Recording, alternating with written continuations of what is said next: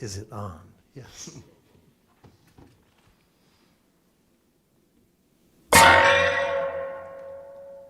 Boundaries and replication.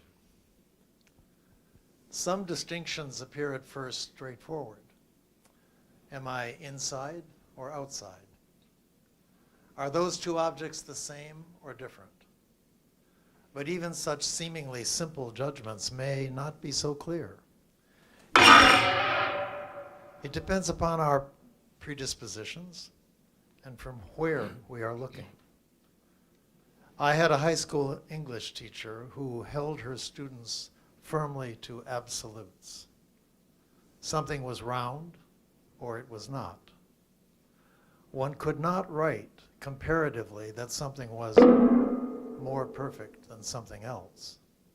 It was either perfect or it was not. It was something else. The ceaseless mutability of our world can understandably cause us to crave the comfort of absolutes, clarity of orientation, confidence in our perception of appearances. And though digital media have so far reinforced the categorical clarity of binary categorization, newly emerging magnetic nanotechnologies are undercutting this resolute complementarity, turning us back towards a relativistic flux, even in matters computational.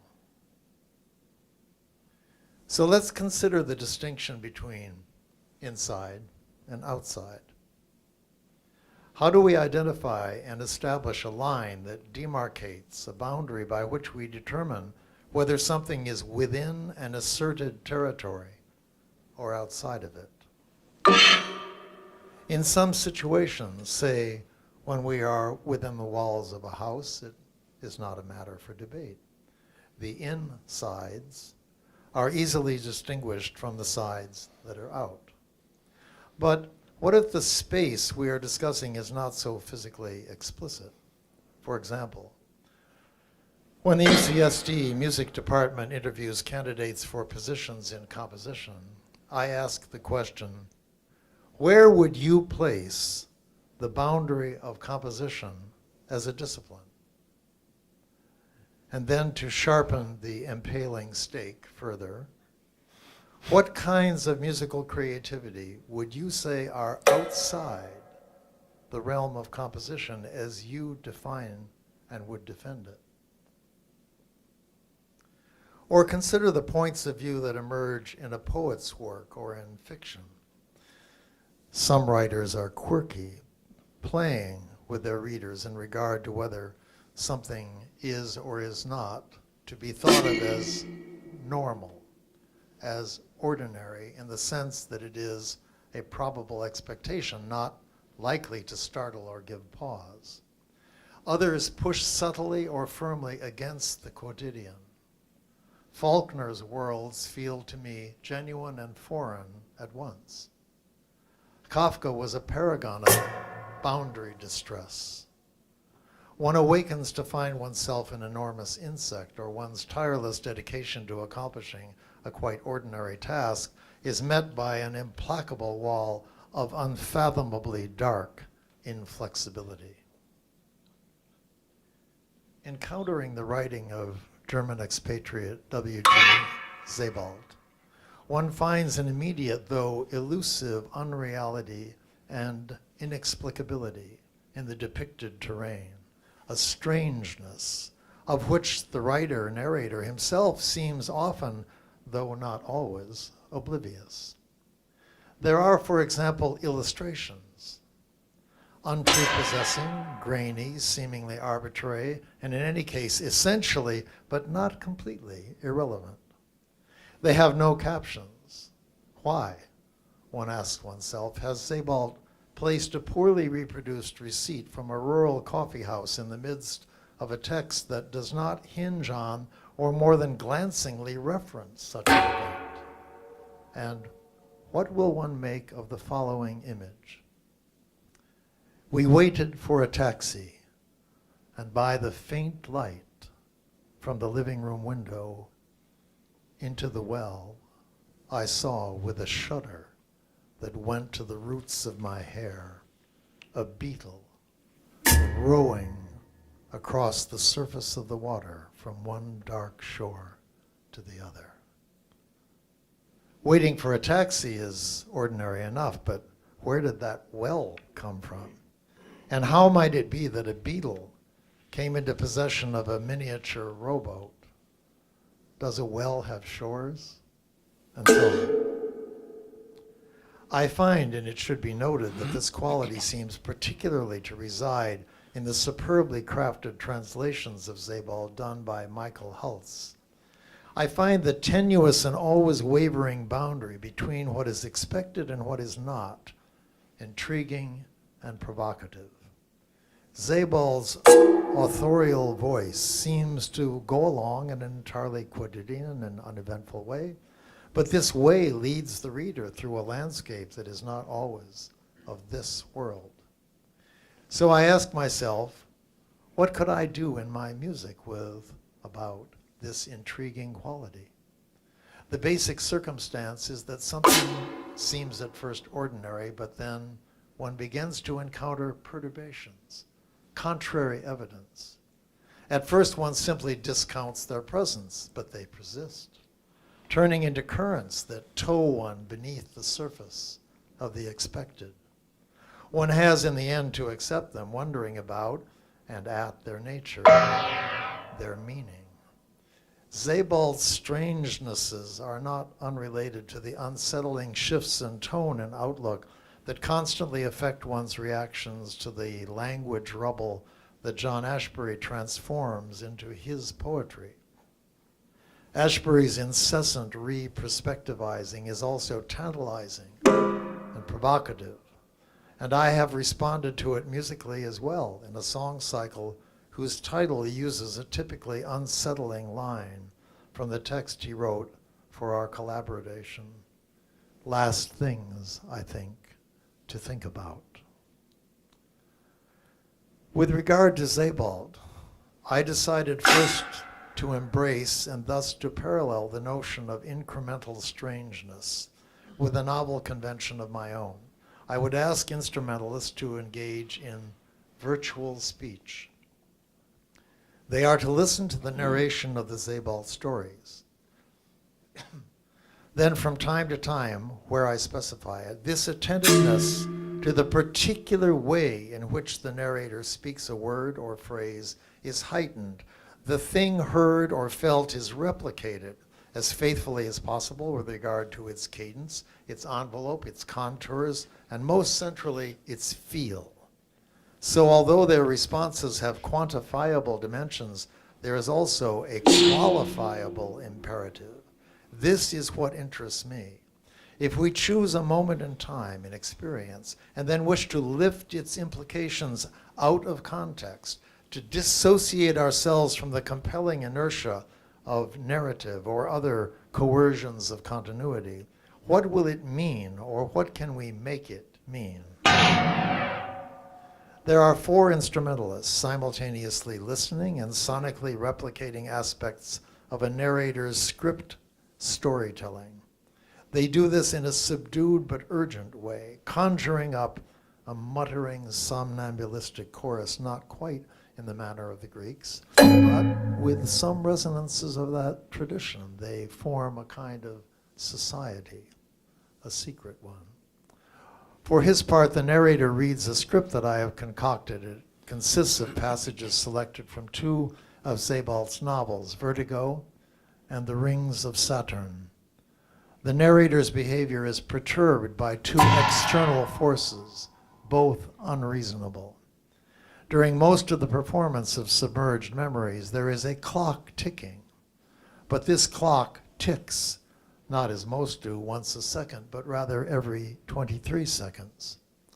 Each tick is sonically unique, an amalgam of 3 varying components that never repeats either its sonic identity or its position in space. It is categorically but not substantively identical, so that both boundaries and replication are implicated. There is a temporal metric at work but it is imposed in a fashion that is impossible either to hold in one's mind or to ignore. The narrator's lines are laid out in such a way that he must attend to this unaccountably lax chronometer in order to properly realize the planned proportions of the work as conditions fluctuate. Sometimes his reading slows towards the spacious and sporadic, while at other times it becomes an almost incomprehensible rush. Normally, he speaks normally, but every now and then an attractor is imposed so that over a certain number of ticks, his vocal behavior morphs towards an extreme state. Insanity, drug-induced lethargy, stentorian agitation, and so on. His task is to lead the listener and the attending instrumentalists away from the comfort of the normal and into a strongly differentiated state, but to do it so subtly that one does not consciously notice at first what is happening. Naturally, these two external forces, the clock and the attractor, make the narration itself a far more demanding exercise in self-awareness than storytelling alone would be. But that's not the end of it. The instrumentalists await their designated target words and phrases and mimic not just what the score tells them to expect, which they can therefore prepare for, but rather what they actually hear, which will differ in every performance as a result of the stressings under which the narrator is working. They imitate with their instruments using certain specified materials their target phrases. The targets are never shared, so each instrumental contribution is distinctive, nor are their imitations singular, the same gestural event again and again. They rather create individualized chains of mimicry in which each link is built upon the sonic character of a specified initiating target word. Of course, as a matter of practice, one could not make the same imitatory event again and again and again, even if that were the explicit aim. But literal repetition is not my intention. Each succession of vocal mimicries itself is guided by an attractor, and they are different for the different stories. A performer might be asked to alter the chain of remembered replications so that each iteration loses more of its features, tending towards fragility and annihilation. Or contrarily, each replication can become more forceful towards extraordinary exaggeration and elaboration. At the same time as the narrator is telling his 5 prepared stories and the instrumentalists are weaving an indented but improvisatory fabric of sonic resonances to deepen and disturb the experience of the stories, there is also a projected montage of iconic features drawn from the 3 paintings that Sebald refers to in my text. Rembrandt's The Anatomy Lesson, and also The Annunciation, and the Portrait of Ginevra da Vinci by Leonardo da Vinci. The point of the various local conventionalities that I invoke in Submerged Memories is that the boundaries between what is expected and what happens is constantly eroded and manipulated, and that memories or impressions are not allowed to fade with inevitably moderating have-lives.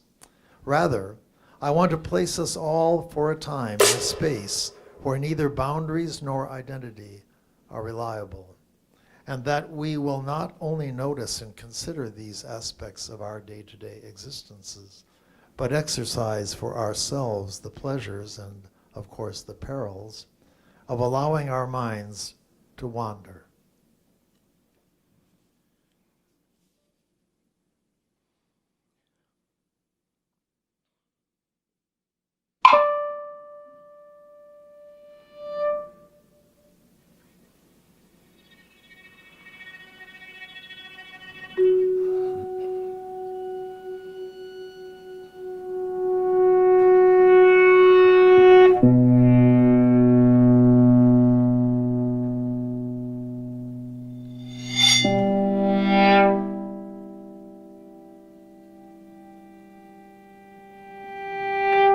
Casanova considered the limits of human reason.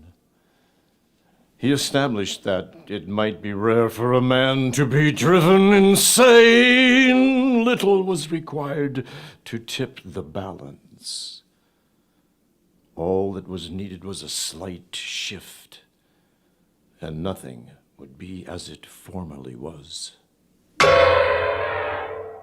In these deliberations, Casanova likened a loosened mind to a glass which does not break of its own accord. Yet how easily it is shattered. One wrong move is all it takes.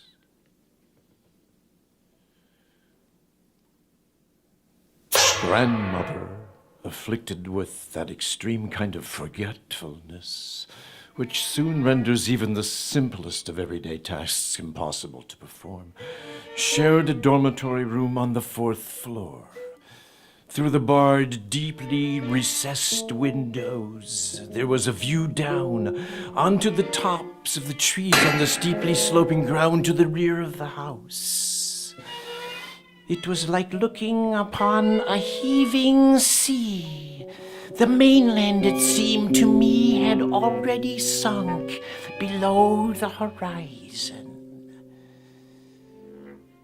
A foghorn droned. Further and further out, the ship plied its passage upon the waters. From the engine room came the steady throb of the turbines. Out in the corridor, strange passengers went past, some of them on the arm of a nurse. It took an eternity on those slow-motion walks for them to cross from one side of the doorway to the other. How strange it is to be standing, leaning against the current of time. The parquet floor shifted beneath my feet. A low murmuring, rustling, dragging, praying, and moaning filled the room.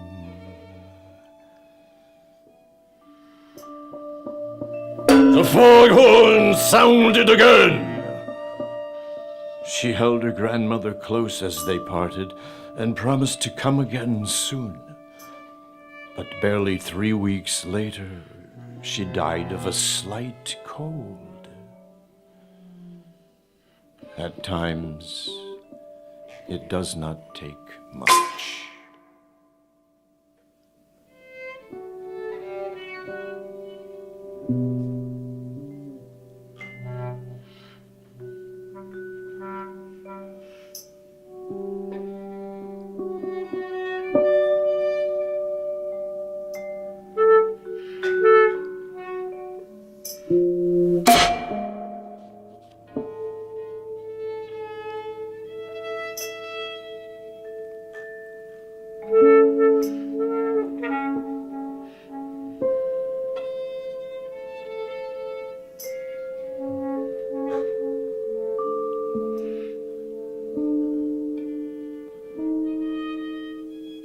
Instead of drifting into sleep, I slid into my memories, or rather, the memories, at least so it seemed to me, rose higher and higher in some space outside myself until, having reached a certain level, they overflowed from that space into me. I had ordered a taxi for her. When it drove up, it proved to be a large, gleaming limousine. She climbed into the back. Without a sound, the limousine began to move, and before she had settled herself, she was surrounded by an immense forest shot through with rays of sunlight.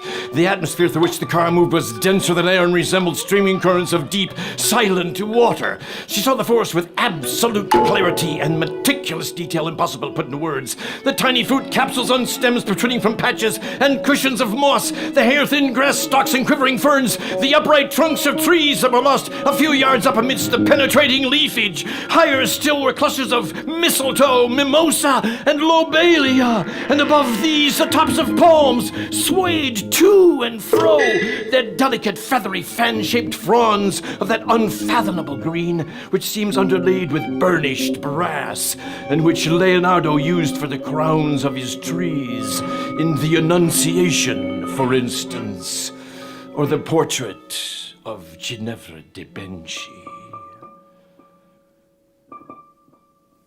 I have only an indistinct notion of how beautiful it all was.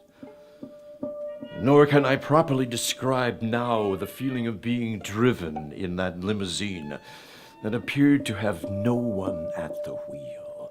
It was not really like driving at all. It was more like floating in a way that I have not experienced since my childhood, when I was able to hover a few inches above the ground. We waited for the taxi, and by the faint light that fell from the living room window into the well, I saw, with a shudder that went to the roots of my hair, a beetle rowing across the surface of the water from one dark shore to the other.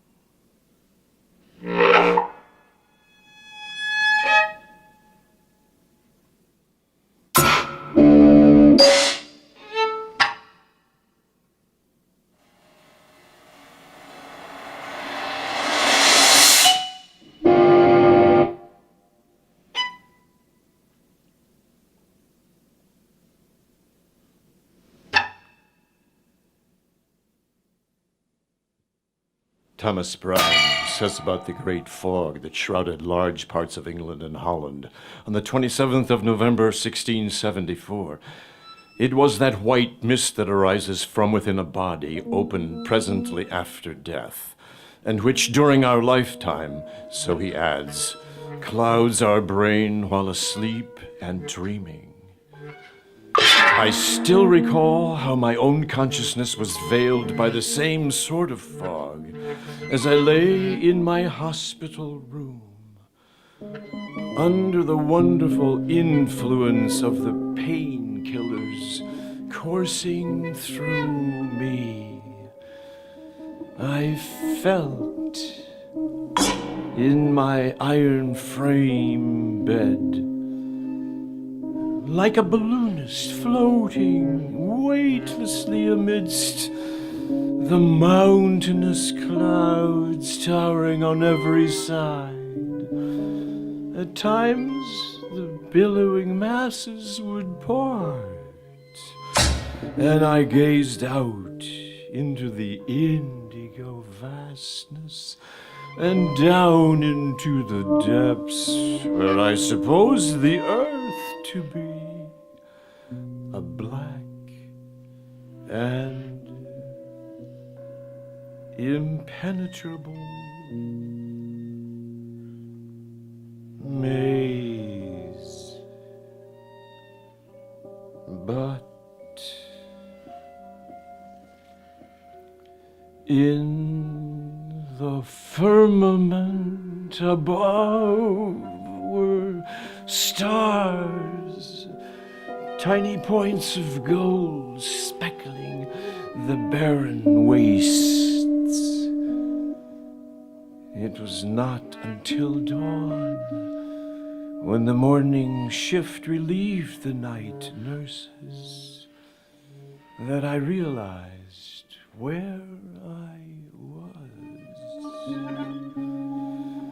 As the first light brightened the sky, I saw a vapor trail cross the segment framed by my window.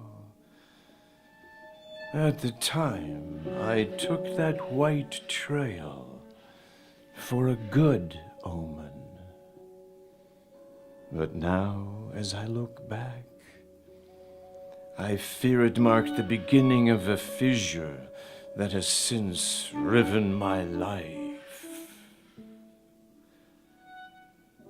The aircraft at the tip of the trail was as invisible as the passengers inside it.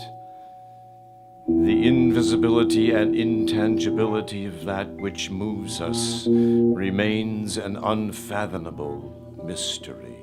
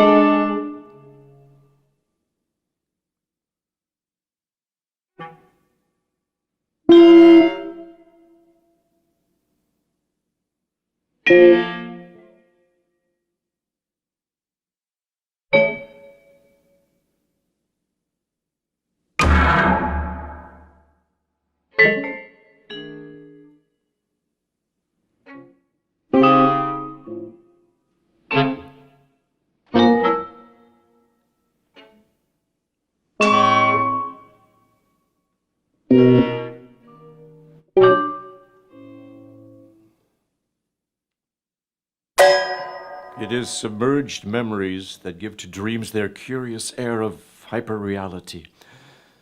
But perhaps there is something else as well, something nebulous, gauze-like, through which everything one sees in dreams seems paradoxically much clearer. A pond becomes a lake, a breeze becomes a storm, a handful of dust a desert. If we stand today before the large canvas of Rembrandt's The Anatomy Lesson, we are standing precisely where those who were present at the dissection stood, and we believe that we see what they saw then. In the foreground, the greenish prone body of Aris Kint, his neck broken and his chest risen terribly in rigor mortis. It is somehow odd that Dr. Tulip's colleagues are not looking at Clint's body, that their gaze is directed just past it to focus on the open anatomical atlas, in which the appalling physical facts are reduced to a diagram, a schematic plan of the human being. Though the body is open to contemplation, it is, in some sense, excluded.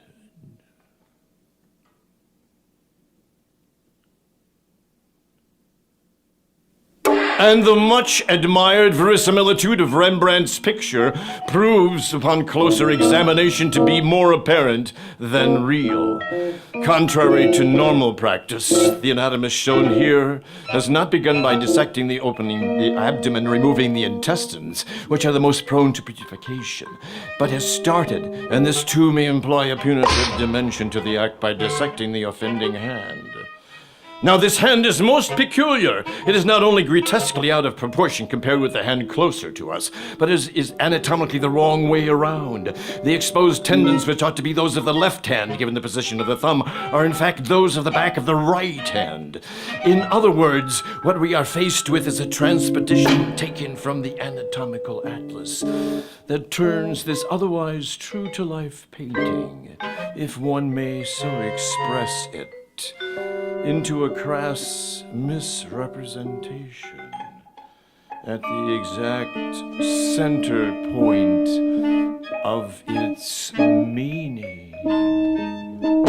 It seems inconceivable that we are faced here with an unfortunate blunder.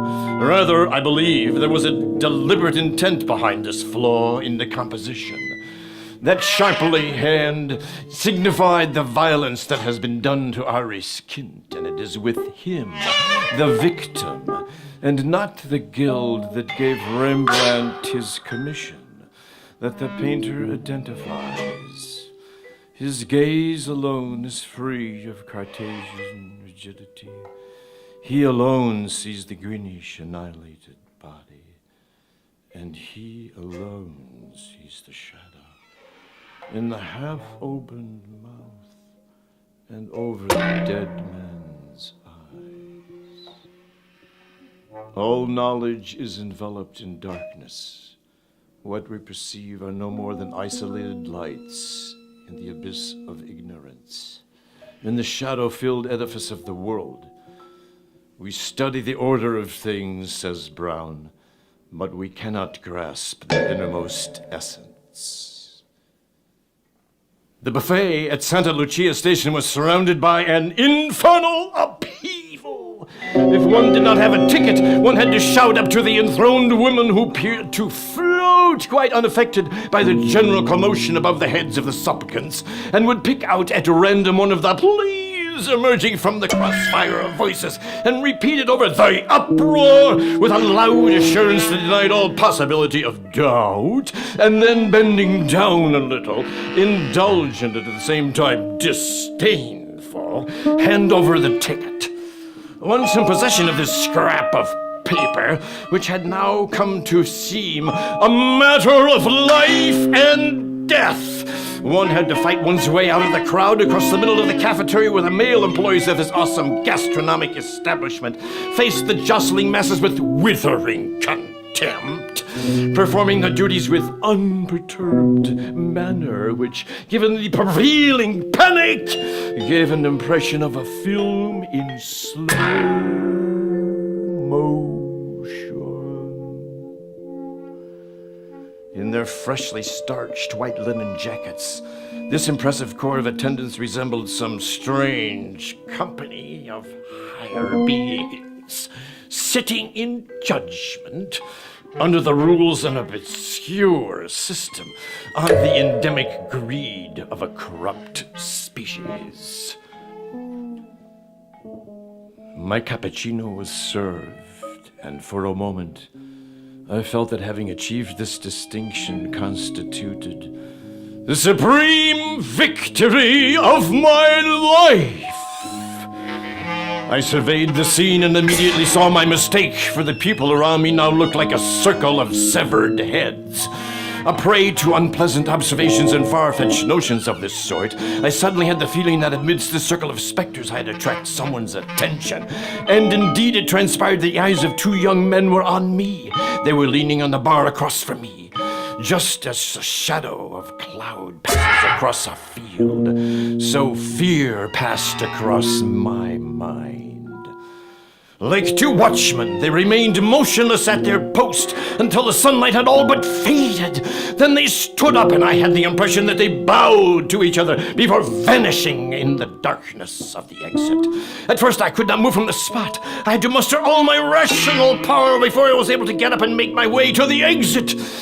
When I was almost there, I had a compulsive vision of an arrow whistling through the gray air, about to pierce my left shoulder blade, and with a distinct, sickening sound, penetrate my heart.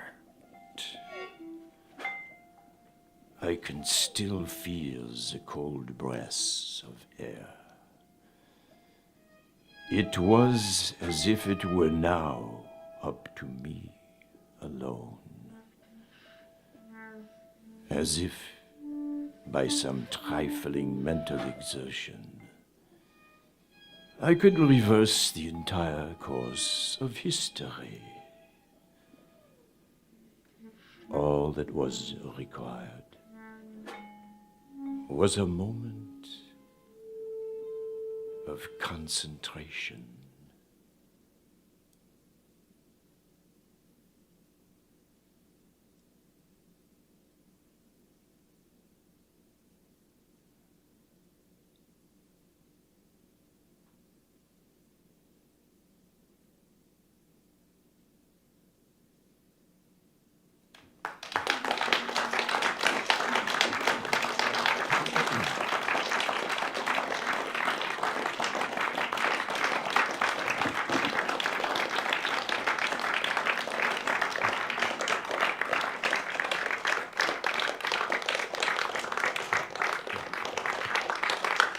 Thank you.